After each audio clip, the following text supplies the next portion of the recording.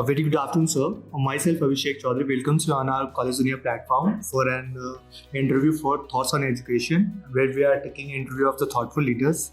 So, this is so here goes the first question. Being a faculty of the Dr. SPM University, what are your roles and responsibilities towards the students? Good afternoon. So, being a faculty, first and foremost, I'm a research scholar, and sir has interested me with the teaching because and I'm teaching undergraduate and postgraduate students. So, I have been allotted the syllabus according to how I feel I'm comfortable with the topics. For example, Western literature I find very comfortable and fascinating. So, I'm dealing with the topics that I find comfortable in PG and UG. Okay, that's great, sir. So, how do you tend to establish a healthy relation with the students and fellow faculty? See, with the students, I try to talk about things that they relate to. For example, if I'm talking about some plays or dramas, so I try to make a connection between the stories and the things that are happening in present times. For example, some of the stories have political themes or issues, so I try to relate them to the current issues in the world that are happening, so that they can understand from the examples in the modern world and how the writers in those times, in the ancient times or the older times, I try to establish a connection between what is happening now and what the writer is talking about in his novels, just so that they can relate to the subject matter.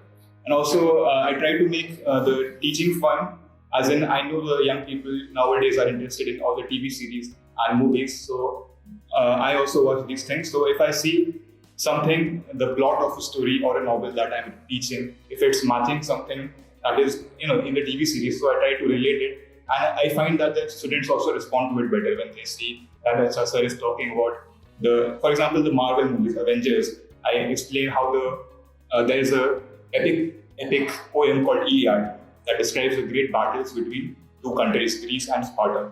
So I try to explain it by giving the examples of the battles in Avengers Endgame.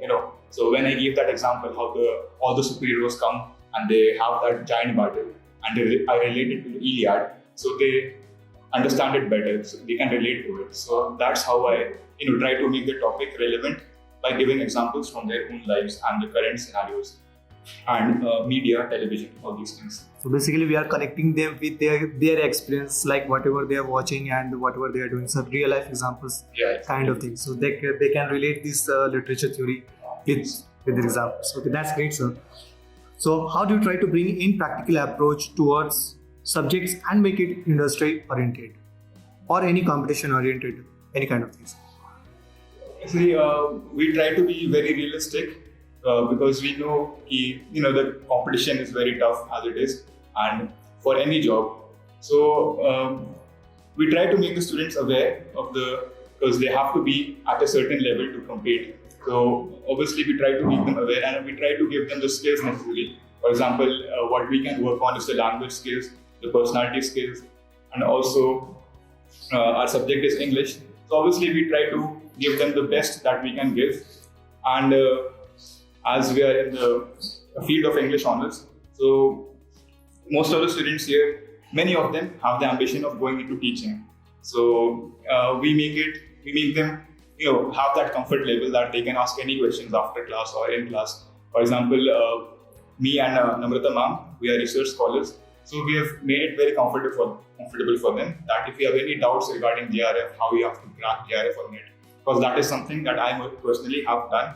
So I just tell them, you can ask me any questions, and lots of students after class come and they ask questions regarding what topic should I take for research.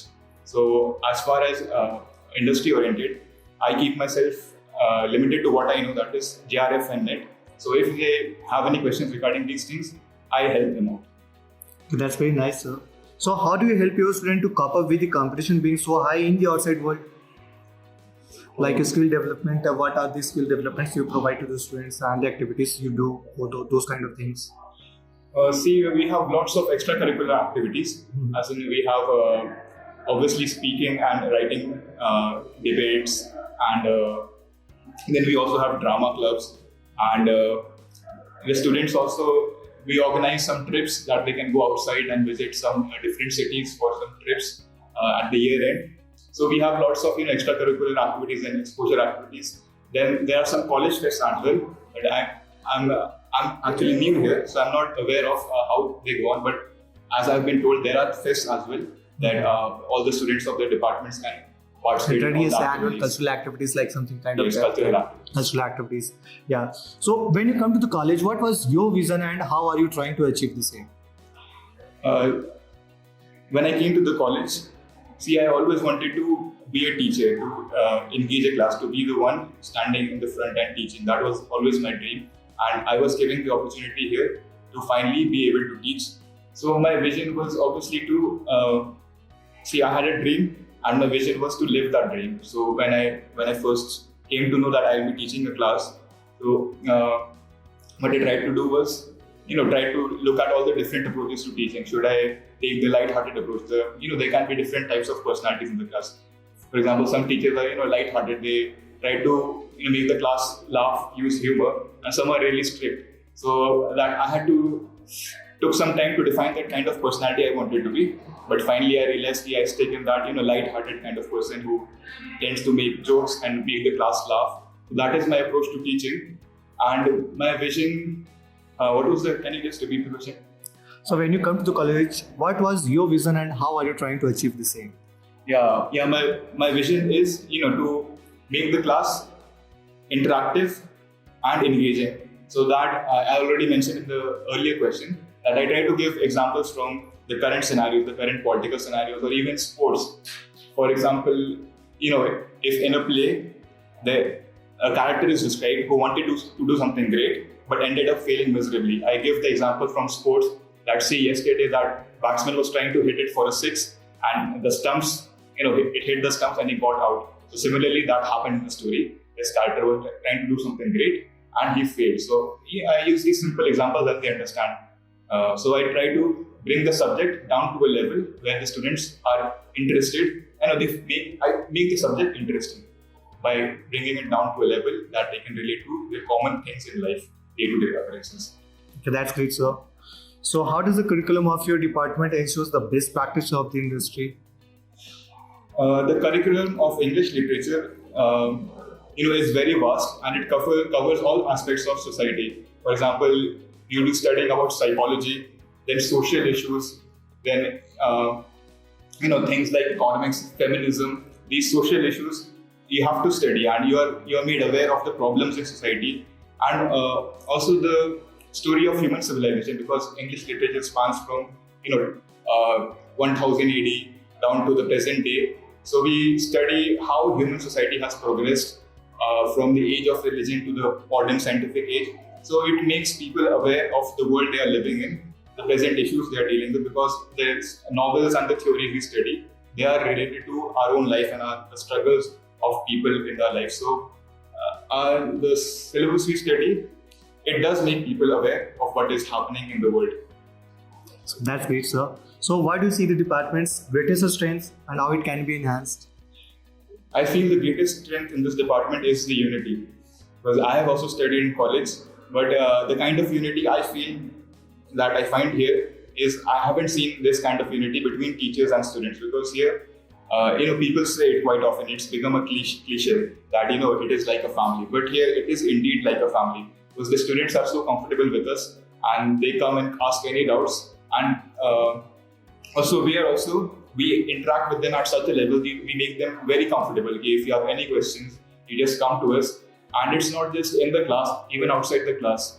For example, we have WhatsApp groups for the different departments, and all the students are part of the group and all the faculty members. So even after class, when they have any doubts or they want some special notes, they just send a message, "Sir, I don't understand this line."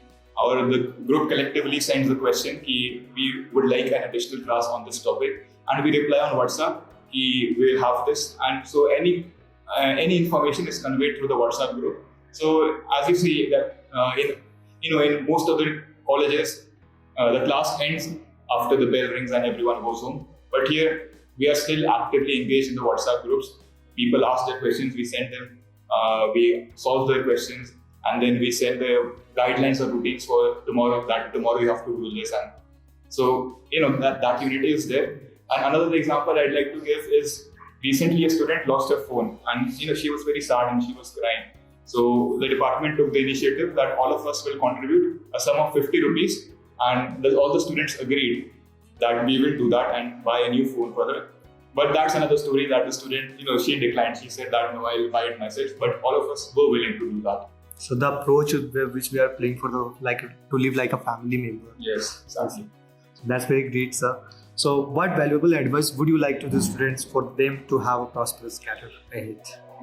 The advice I give this advice quite often to young people, is that we are living in a world full of distractions. We human beings haven't had such distractions in the whole history of human civilization like they have right now because of technology.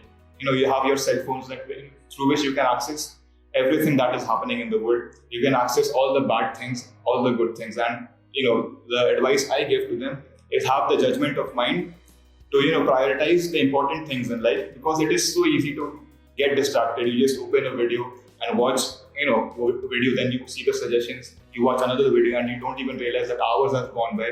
You've been just scrolling through social media or Instagram. It's so easy to get sucked into that false sense of that you are doing something, but in reality you're just wasting time. So the advice I give to students right now is that this technology has obviously made our lives better, but it has also made us very lazy, because we are just very happy with doing nothing, just scrolling through social media. So I just tell the students that prioritize the important things in life. These things, social media and all these distractions, these are temporary pleasures. They'll give you instant pleasure, but in the long run, they are not contributing anything. Do something that is contributing, that is helping you do something in the long run, that is focus on your career. Obviously, you should have these distractions, but keep them limited. So that is the main advice I give to the students, is that limit the usage of smartphones and distractions and try to focus on what is necessary for your life, for your career. Yes, so we can relate that from the saying that every coin has two faces. So that's great, sir. So it was a very nice talking to you, sir. Thank you very much, pleasure. sir.